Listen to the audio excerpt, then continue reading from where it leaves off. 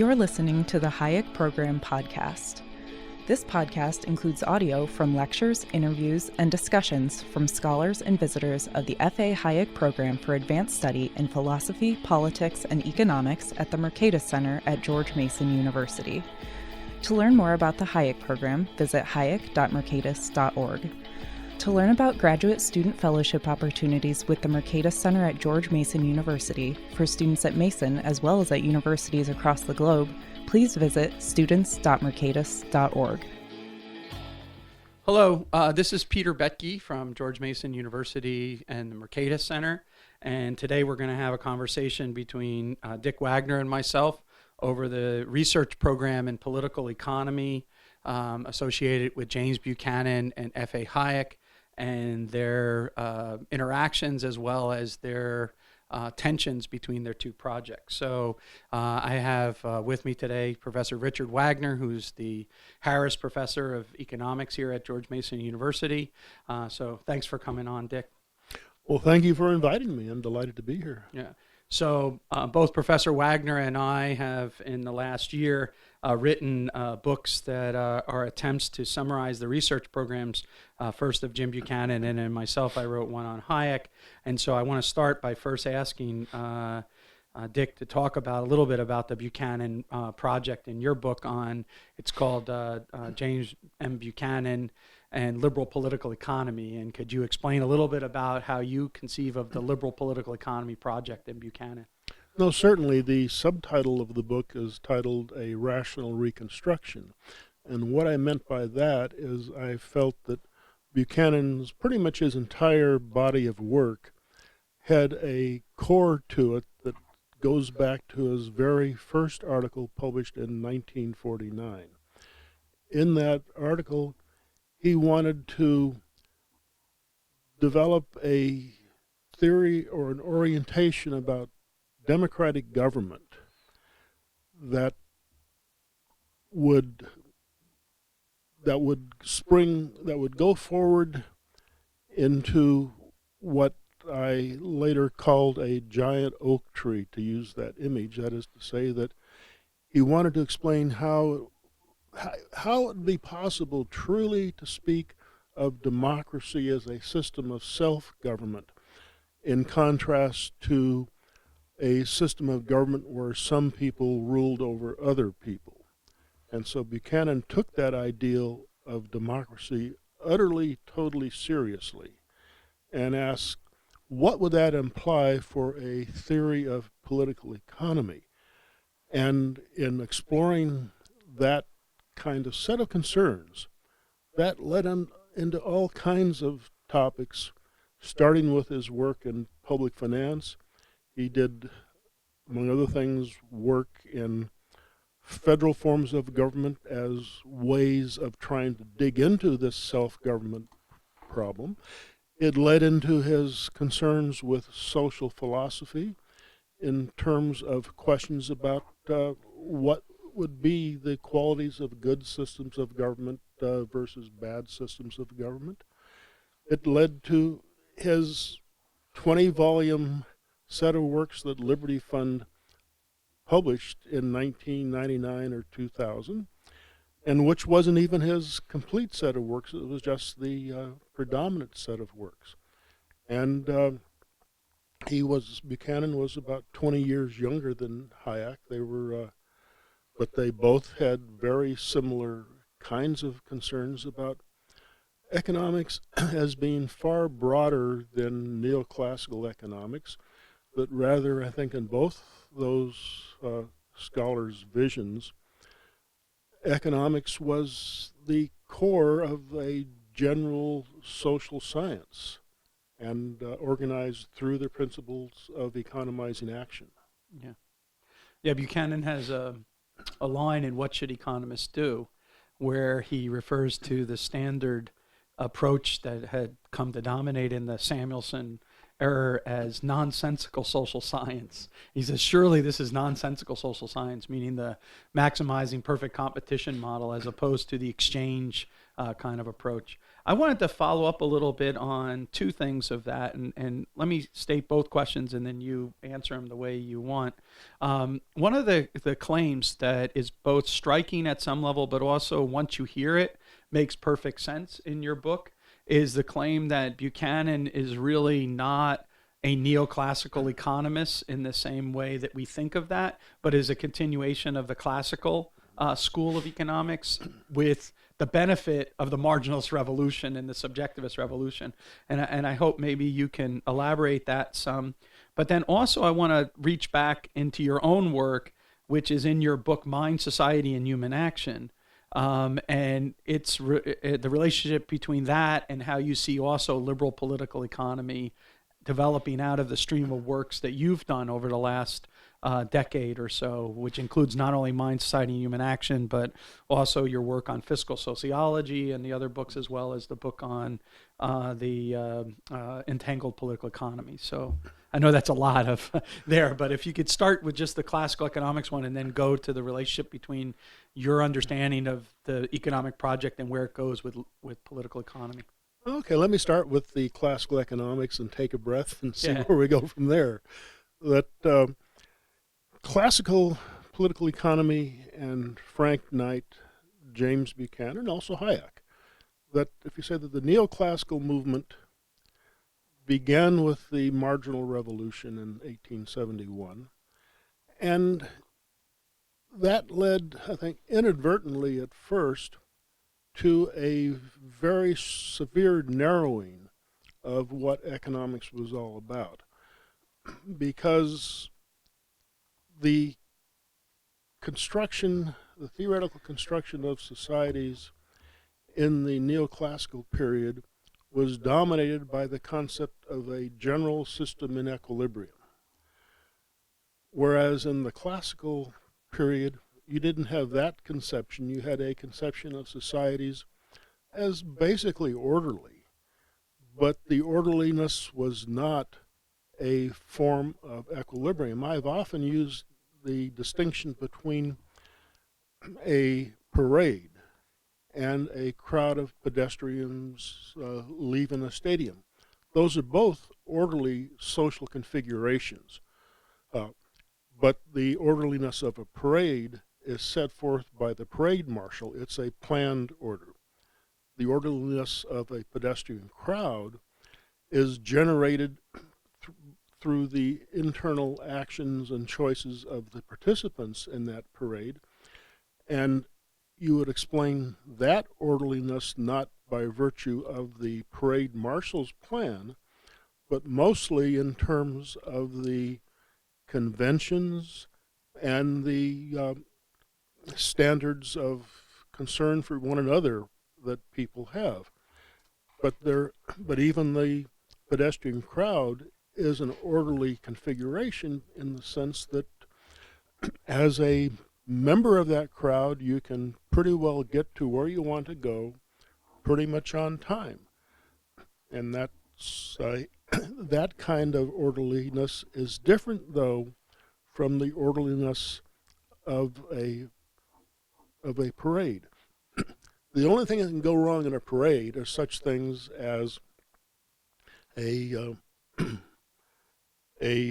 member of the band dropping his trombone, stuff like that. Otherwise, you can set your watch by what's passing by, and the parade marshal can tell you what unit is going by at what particular time. With the pedestrian crowd, it's still orderly, but it's not a planned order. It's a self-organized order, and I think that orderliness, however, also means there is turbulence in crowds.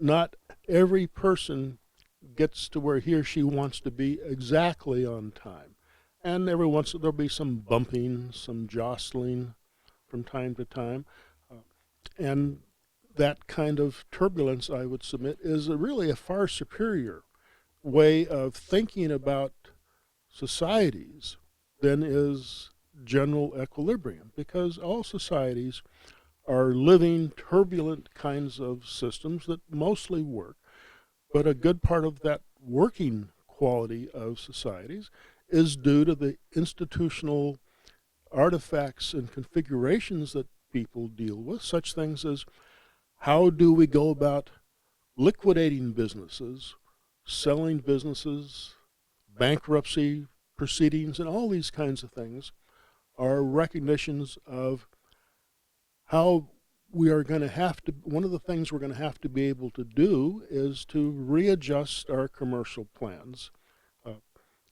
in response to the activities of other people.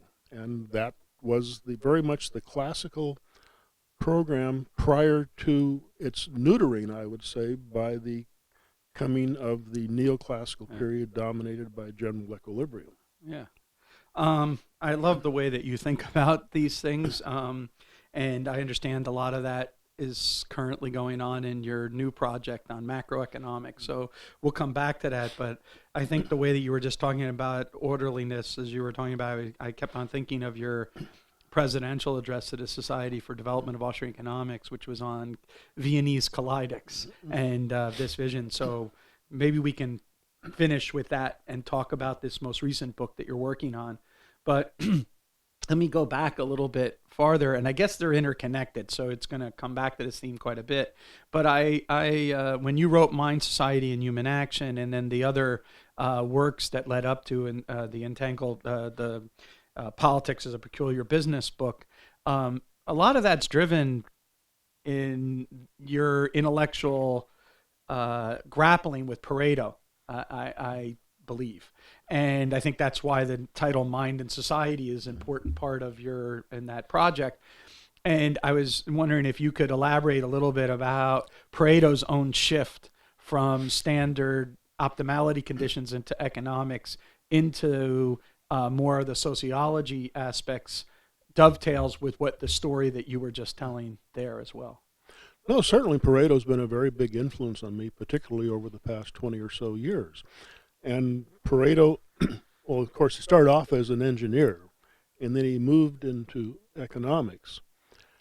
And around 1900 or so, I suppose it would have been, he became increasingly uneasy and curious about the limited sway that free market exchange had upon Italian society, that he was convinced of the beneficial qualities of economic liberalism and free trade, and wondered why hasn't that really carried the day? How to give an account for the limited sway that liberalism held over society at that time. And that led into his development of theories regarding sociology. He felt a need to move beyond the theory of markets into a theory of society if he was going to be able to understand and to explain why it is that markets held such limited sway over people's moral imaginations.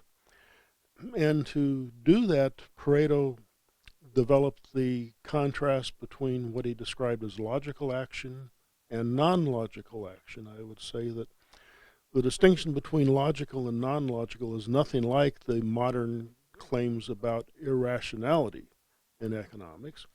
It rather has to do with the different environments within which people act. That Pareto thought that people always acted to do the best for themselves as they understood their situations, but those situations differed. Now, you might say in a basic market situation, whether you're a producer or a consumer, you're in a position of forming a hypothesis about a future action, either a product you're going to buy or a product you're going to produce and sell. And you're going to try to do the best you can with your inputs, either as a purchaser or as a producer. And so you form effectively a hypothesis about which is going to be the best of your possible options, and choose it and act on it. And then you live with the value consequences of your choice. That situation puts the actor in a kind of in a situation similar to testing a hypothesis. You take the action. Hypothesis is that this is going to do well for you. You have an expectation. Then you look at the results, and you may be very happy with it, or you may not. But it's your outcome. When you get to politics, on the other hand, there is no relation between your action and any observed outcome. You can vote for a candidate, but you're not choosing an outcome by virtue of doing that. And so that led Pareto then to coin the term non-logical action. And what he meant by that then was that there's still a rationality behind the action, but that rationality isn't a rationality that is based on the consequences of the choice, but is based on and connected with the image that the person has of him or herself in relation to the images that other people also have. And so you, in politics, can choose candidates or programs based on the one hand, what you think you might like to see, or what you might think other people would like to think of you. And so it's a form of, these days, well, Pareto used the term derivations to refer to that. These days we use the term rationalizations. I remember, for instance, an example of a Paretian derivation or a rationalization. I remember long, long ago now, my father tell me to get home by 11 o'clock or whatever it is one time, and I recall that I was having too much fun to get home by 11 o'clock, and so didn't. But then I knew I would have a terrible time when I did get home, and so I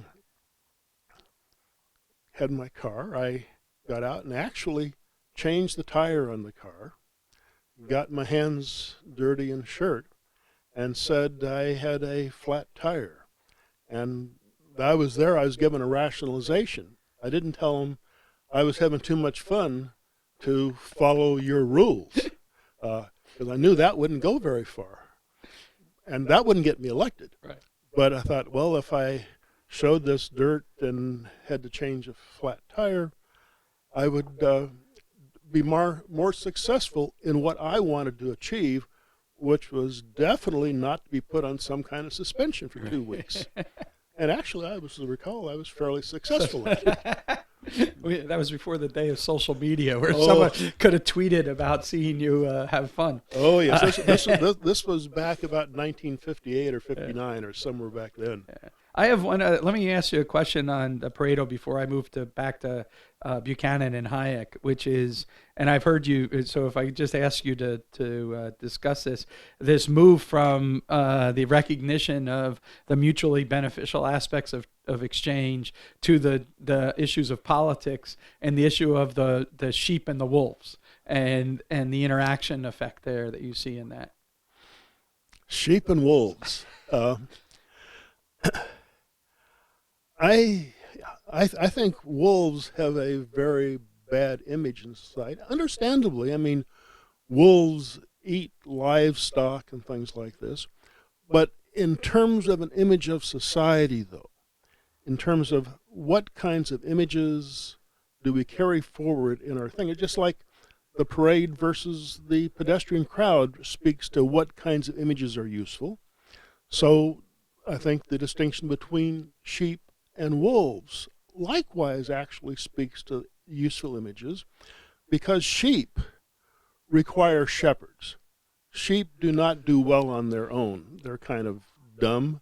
They huddle close together. Several can go off a cliff at once, and so forth. And so you can't really think about sheep without shepherds. And thereby you're not in the world of liberal governance, you're in the world of feudal governments in some fashion or another. Wolves, on the other hand, are self-governing societies. Now, like human societies, quarrels erupt in those wolf societies too. There'll, from time to time, there will be a quarrel over who's the head wolf. Also, though, you'll find that when a pack of wolves might, for instance, attack a moose, mooses are huge animals, and one wolf will always have to go head on with the moose, and might have a pack of several wolves attacking the moose. At the end, if the wolves are successful, they kill the moose, but you're likely to find a wolf or two, or maybe even three, injured in various degrees. The healthy members of the pack will feed the injured wolves, nurse them back to health, and on the other end of things, the injured wolves will do their best to come back to being a 100% wolf again. And that, I think, is a very desirable quality of human society. It's both a recognition of people, or of wolves, I should say, wolves being a system of mutual support, which I think is the ideal of a market-based society, and that this mutual benefit quality brings along obligations on both sides. There's, on the one hand, the obligation of the well wolves to support and nurture the wolves who need help. There's also the obligation on the wolves who need help to get back to being independent wolves again as quickly as they can. And I think that's a desirable quality of a human society, much more so than thinking about the image of sheep and shepherds. Yeah. So from that sort of remote, let's go back to a concrete question about Hayek and Buchanan. It's going to relate because you, in general, agitate against dichotomization or easy dichotomies. And one of the main tensions that exists between Hayek and Buchanan in a caricature is the difference between the invisible hand and the constitutional contract. And I was wondering if, so that Hayek would be emphasizing the invisible hand, whereas Buchanan is emphasizing the constitutional contract. We have to make a distinction there between rationality of individuals, rationality of a system, and then the rules, endogenous or exogenous. But, perhaps maybe just discuss how you view those different aspects of the story of the political economy. No, you've hit upon a very perplexing topic, and it's also a topic, I might add, that you treat wonderfully well in your own book on Hayek that just came out. That the Hayek certainly stressed the evolutionary qualities of societies. Buchanan wouldn't have disagreed with that and didn't, but he thought I think it's more a question of emphasis. Buchanan thought that sure, societies evolve, but evolution by itself is blind, and Buchanan thought that there should be some room for intelligence and democratic action, to recur to a title of a book that Frank Knight published about 1960. And I think sometimes Buchanan, tried to differentiate his product a bit more perhaps than was warranted from Hayek. I don't think there was huge differences between them, but I think on anything, I've become very much a fan over the last 10, 15 years or so of the old Oriental principle of yin and yang. And that yin and yang principle is one that looks for a complementarity among opposites, you might say. And so I think for instance, many people I've heard, time and again, I've heard people say that denigrate the idea of spontaneous order because societies aren't spontaneous. There's always planning, which is true. But that doesn't deny spontaneous order, because it says that individuals in society have aspirations and form plans to bring them about. But the society itself then is this evolving development among these plans, some of them complementary, some of them competitive. And so the yin and yang kind of notion would say that what makes for good kind of evolutionary outcomes must be the open competitive quality of the various plans that are set in motion inside of it. And so you have a recognition both of evolution and of intelligence at work in bringing about that evolution, but the intelligence is not bringing about the system's outcome directly per se. And so that's a much more complex problem of how you go from the system that we perceive at the level of the societal whole and the actions of people undertake in various places within the societies. And that's a complex kind of problem I'm still thinking about. Many people are, but I think you're right. I tend to not like to work with very hard, rigid points of agreement or opposition, because I think many of these things through this yin and yang perspective it's the harmony resides in the contestation among opposites, whereas I think the law of the excluded middle, going back to classical logic, pertains to certain very simple situations, that something is either this or that, it can't be both.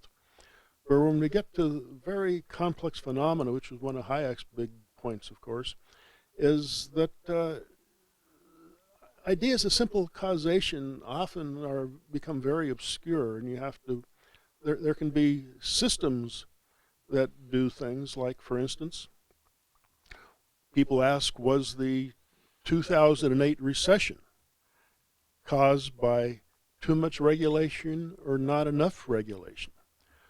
An alternative line of approach would say, well, let's don't try to look to either of those things and ask whether there's something about the kind of economic system that we have in place, a very entangled mixture of business and government where you don't know what's what in many cases anymore when you get to big banks and so forth, that it's that system that has these built-in properties that are going to create certain kinds of instabilities. And so it's a system response, perhaps more than a matter of blaming either too much or too little regulation. Yeah, I think in your book, The Peculiar Business of Politics, or Politics as a Peculiar Business, you have a great example in there of the relationship between a set of hotels and restaurants and whatnot, and a river, and the dredging of the river and the maintenance of the river and everything and the waterway is going to be maintained by the public, but the restaurants and everything, they're the private. But how successful the private is going to depend on how well the public is accomplished, and how well the public attention is drawn to accomplishing is going to depend on how well the private enterprise can go for it. And as a result, you end up by having this symbiotic relationship as well as a parasitical relationship between the private and the public. And so I think it's kind of fascinating because it does open up this idea of the complementarities of opposites and the clash. So let me push you a little bit on this, just to go to technical economics at some level, just for a few minutes. But you were a student, if my memory serves me correctly, of not only Buchanan, but also of Ronald Coase and of G. Warren Nutter.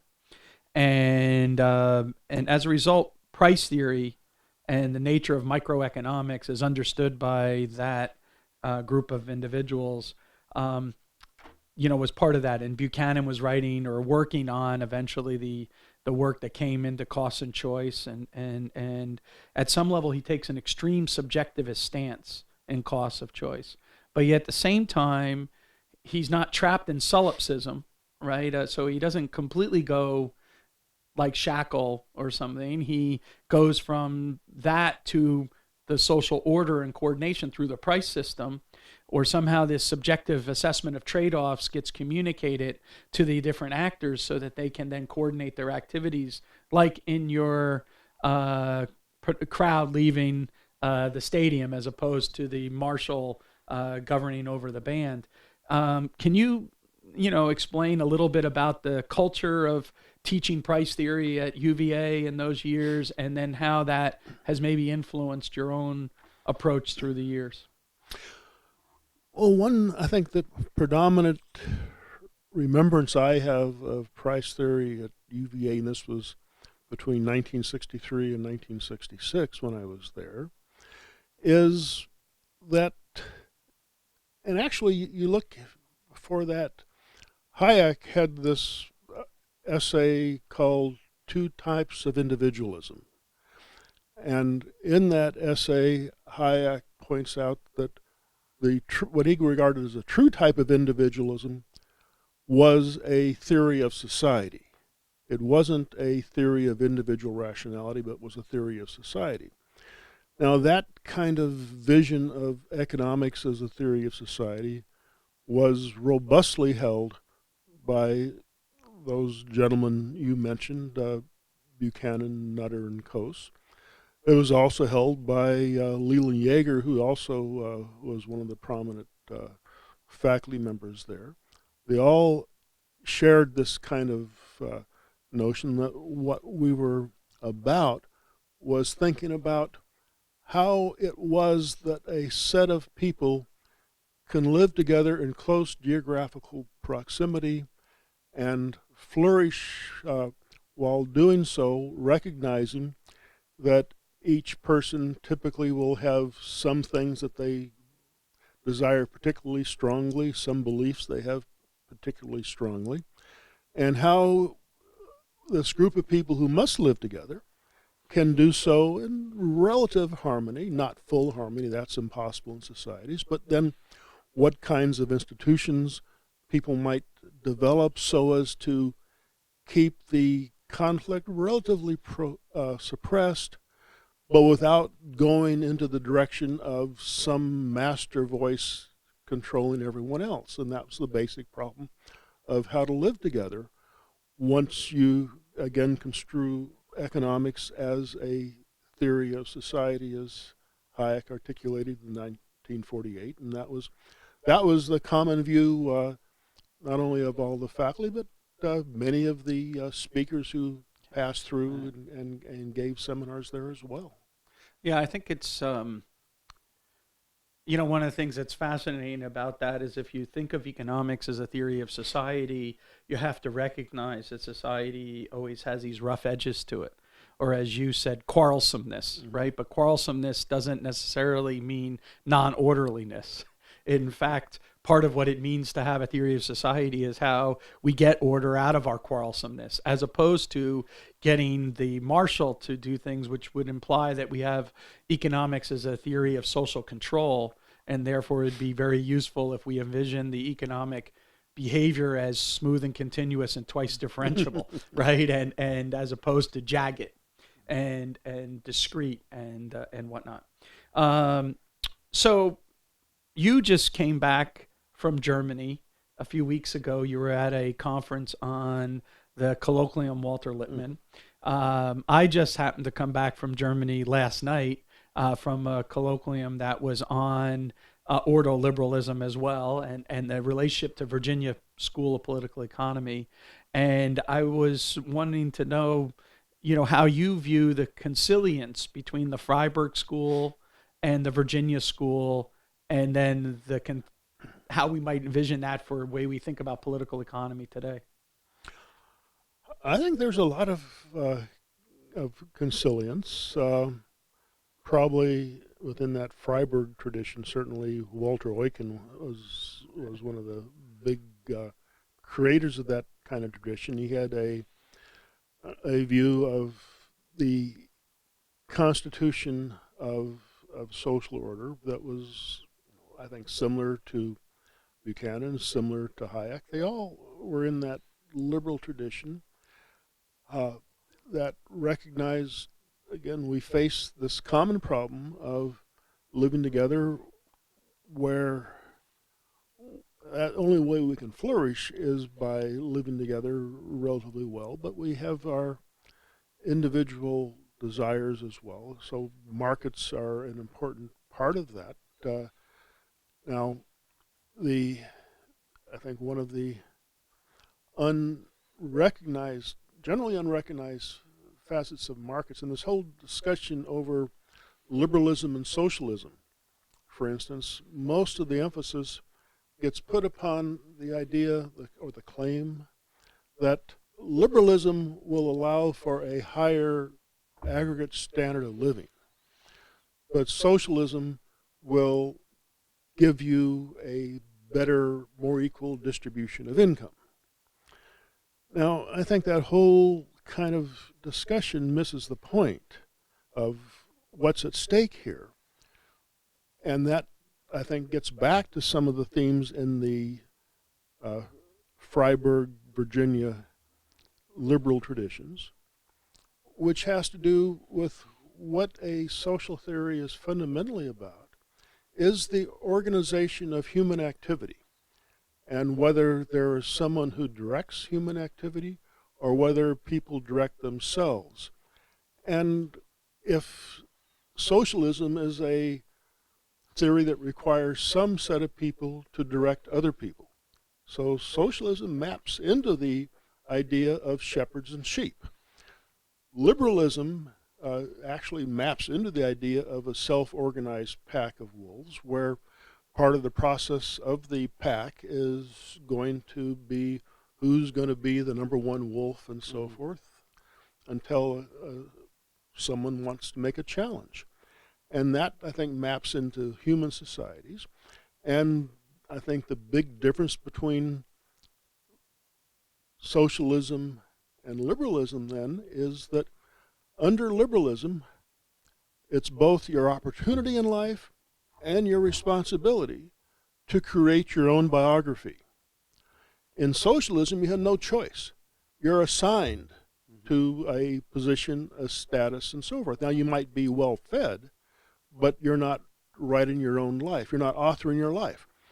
Now, I think that is a vital difference between the two forms of organization, whereas, as you've written about yourself several times, that as a standard of welfare economics, there's no difference between liberalism and socialism. The first order conditions for optimality are identical. But I think there's a huge difference, and that difference was present in the understanding at Virginia and Freiburg as well. Yeah. So I have two more questions for you. One of them is a follow-up, I think, of that, which is that, I don't think it's been published yet, but a republication of your To Promote the General Welfare is coming out.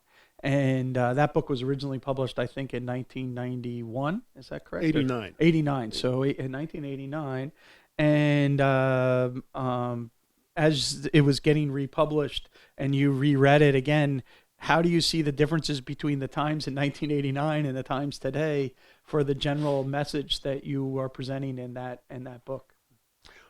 Well, I wrote a short foreword to the new edition where I said that the book itself, I didn't disagree with anything I had in there. Sure, there were some tables and some data that should be brought up, although I couldn't change the text.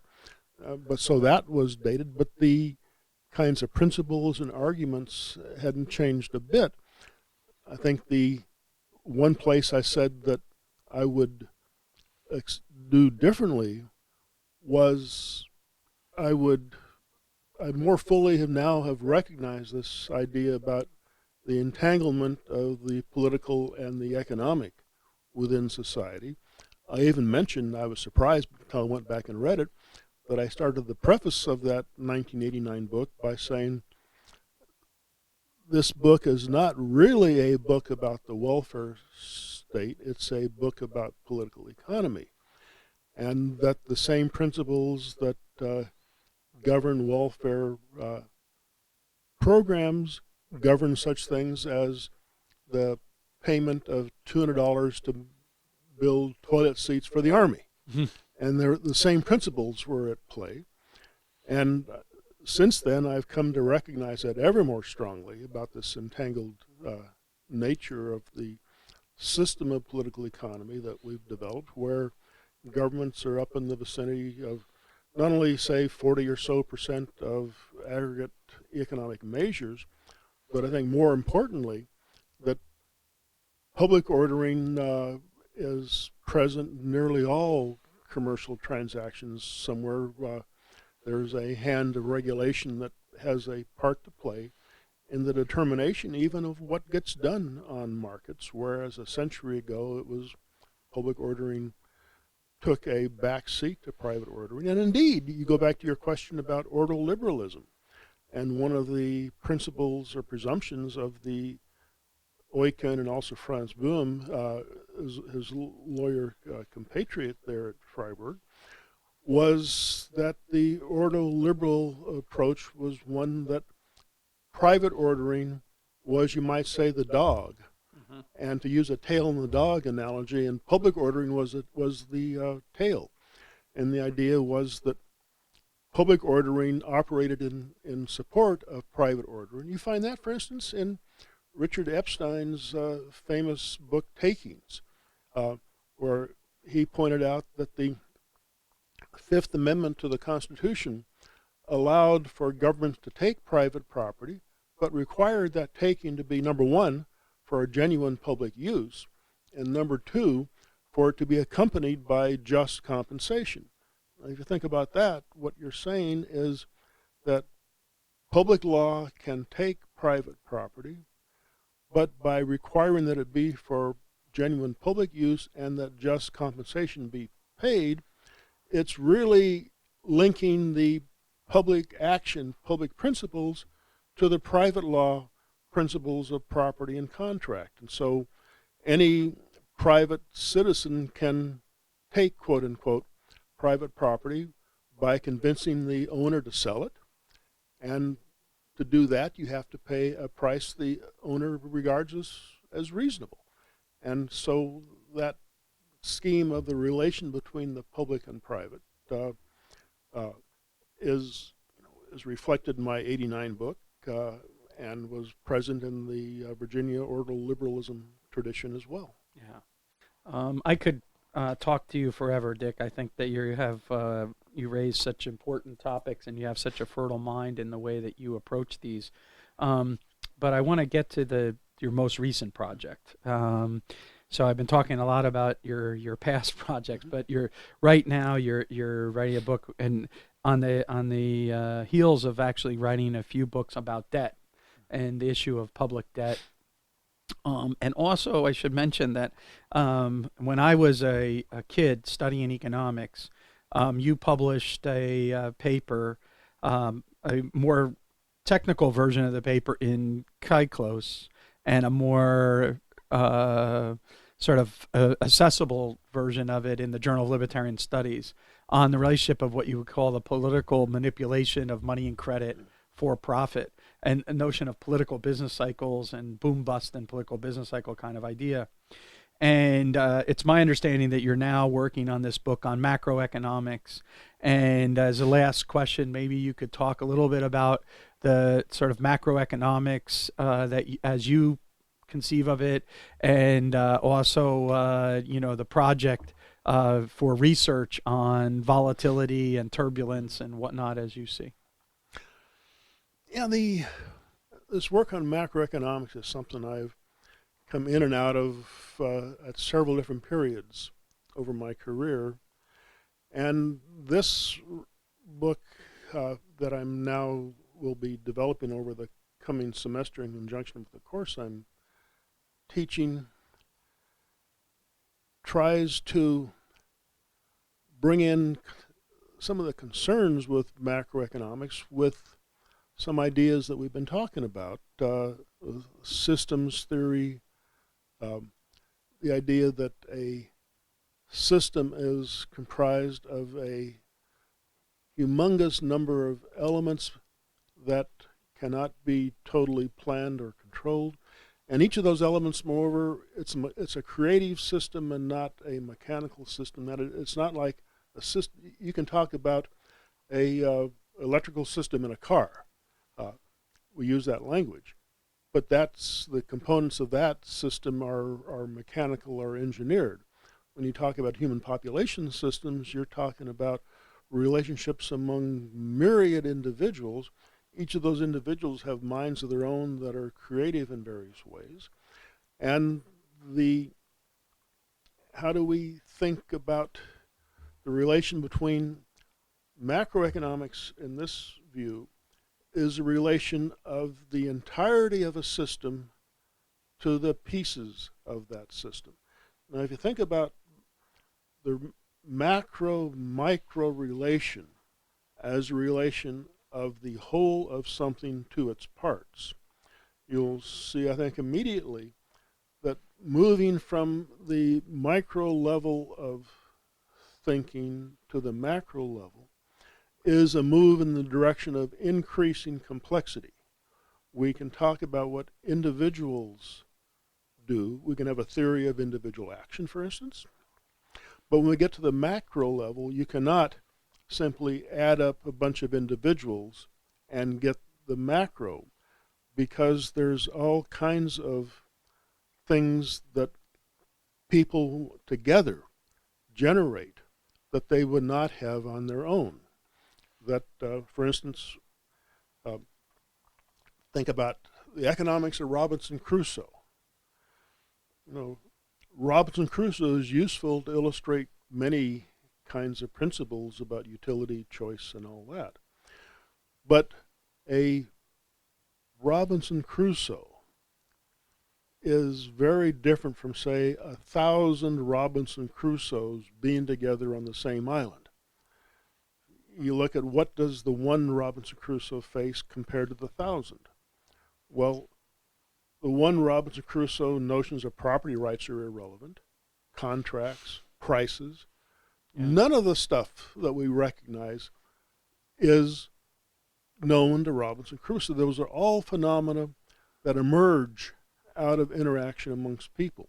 And once you talk about emergence, there can be a number of different ways or directions that things can emerge. You have many people, you're going to have quarrels, but you can imagine various ways that societies might develop mechanisms and processes to handle quarrels among people, each of which might carry life in different directions. And so what I get from that is you cannot talk directly about one macro variable acting on another macro variable, because macro variables take their states or their values from prior interaction amongst people at that micro level.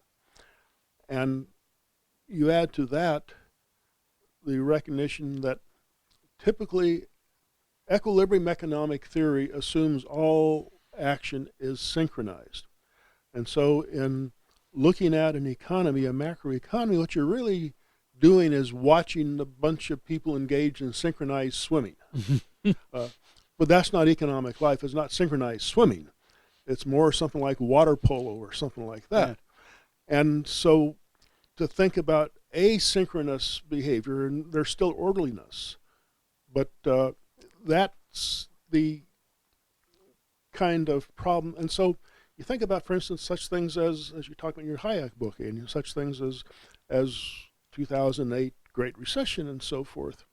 There is this question that's been often raised about secondary depressions and whether a injection of money be warranted to some extent or not. And within the approach that I've been working on, that question becomes very difficult to answer, because suppose, for instance, just for argument's sake, that a good share, say a quarter or half of the population, decide to hold more money. They just want to increase their cash balances. And so that would, under typical presumptions, lead to some kind of recession. Now, some might say that, well, if you increase offsettingly the nominal quantity of money, to offset that fall in velocity, that you could be back where you were. Right. That's true for the quantity theory formulation, which is just an aggregate Right. formulation at the upper level. But if you ask, that upper level manifestation comes about because there are particular people at this lower level who are changing their actions. They've changed their plans. And so the injection at the upper level doesn't necessarily map the lower level processes that are generating that upper level, which I think leads, in my opinion, to making an ever stronger case for free banking kinds of institutional arrangements that get away from the pretense that a central bank can guide the macroeconomy. More and more contestation. More and more, always more and more. Yeah, rather than that. Okay, well, that is going to be wrap things up. I thank you so much for taking this time with us, and I can't wait to actually see your macroeconomics book. What the title is? It still Keynesian? After Keynes or something like that? Or what is the title? Working title. It has ecological in the title. I think it's ecological macro theory now, and I'm debating between two subtitles. One is institutions, emergence, and something. And another one is escaping Keynes's shadow. Right. That's what And I'm inclining towards the former as a more neutral kind of thing. But I never, I guess, decide the titles finally until the whole thing is done and what it looks like. But that's what it's about. It's just like my book on entangled political economy. This macro book is likewise, all it's really doing is saying those classical theorists from Adam Smith going forward, David Hume and so forth, were fundamentally on the right track with respect to theories about society. And if you look into modern economic theory, as your distinction between mainline and mainstream economics, that there is that tradition that goes back to the classics and that has been kind of lost amid the shuffle of the overwhelming amount of cacophony coming from these mainstream voices. And what I'm trying to do in the macro theory is really carrying forward some of the intuitions and insights that were present prior to the neoclassical period, along with some of the reasonable voices subsequently, such as Clower, Leyenhoff, and so forth, and mixing in some stuff from like agent-based modeling, complexity theory, and so forth. And it's Well, I can't wait to read it, and I can't wait to read the books that come after it. You are a role model for many of us here, and we're so thrilled to be able to work with you, Dick. So thank you very much. Well, thank you, and thank you for having me here. And also, it's a great thrill to work with you and be aware of all your fine works here, as well as the fine work that you've done in putting together the Hayek program here, too.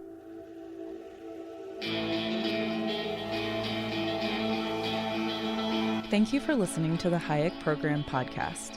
To learn more about the research, scholars, and work of the Hayek program, visit hayek.mercatus.org. For more information about graduate student fellowship opportunities for students at Mason as well as at universities across the globe, please visit students.mercatus.org. We hope you recommend students to our programs or consider applying yourself.